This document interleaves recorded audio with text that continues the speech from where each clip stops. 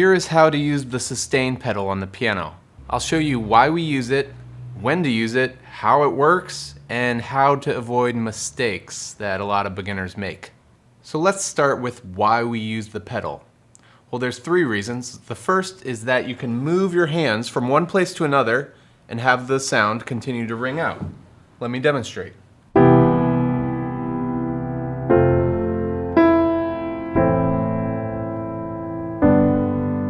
I can set up the next chord while the current chord is still ringing out. Now the second reason is to allow more notes to happen at the same time. And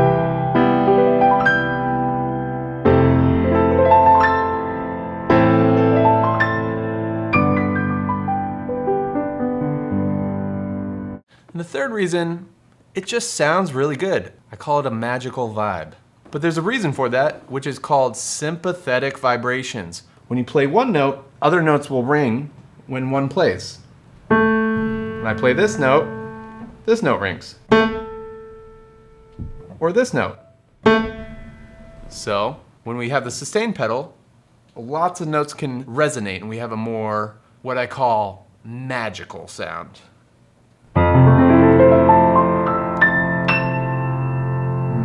So what does the sustain pedal do? It allows the note to sustain even after you lift the key.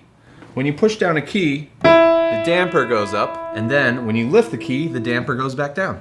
But when we push the sustain pedal, all the dampers go up until we lift the pedal. Now, when do we press the pedal?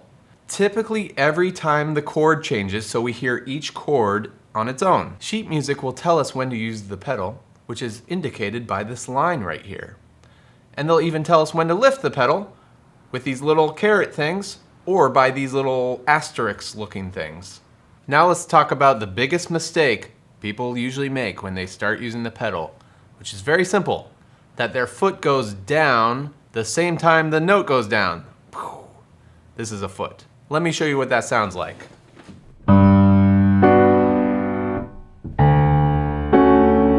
We have these little tiny bits of silence between the chords. Really, the foot should go up at the same time.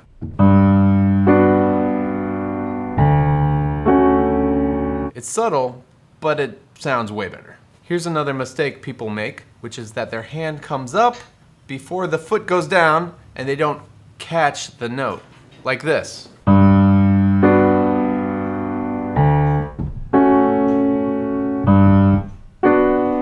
I wasn't getting those bass notes to ring out. So you really need to coordinate the timing. Your hand doesn't want to come up until the foot goes back down. So this coordination of your hands and feet can be a little tricky. So there's a simple exercise to get used to it. And once you figure it out, you don't even have to think about it. Play a note with the pedal down.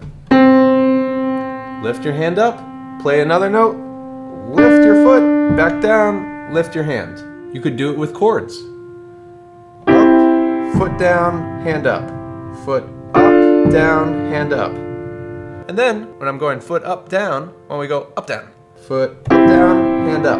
Foot up, down, hand up. Foot up, down, hand up. And that's how to do it.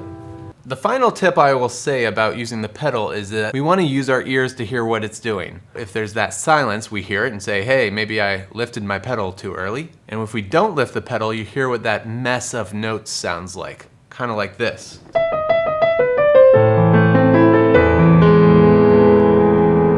That doesn't sound very good. Well, that's it. Let me know if that helps with the pedal.